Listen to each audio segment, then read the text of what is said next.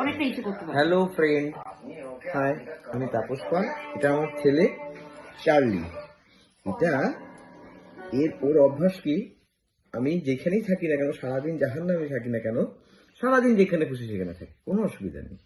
রাতে যদি বাবু আমার পাশে এসে, আমার কাছে এসে যদি না ঘুমায়, তাহলে ওর একদম ভাল লাগে না। দেখো, তখন আমি এখানে বসে আছি, পাশে ওর মা বসে আছে, পাশে ওইখানে দিদি বসে আছে। দিদি, এই যে ওর দিদি দিদি বসে আছে। দেখো, ওর কোনো ভ্রুক্ষেপ নেই।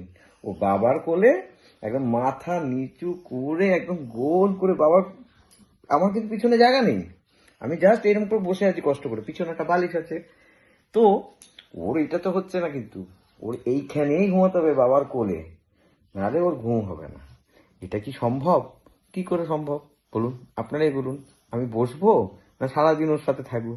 তার জন্য নিশ্চিন্ত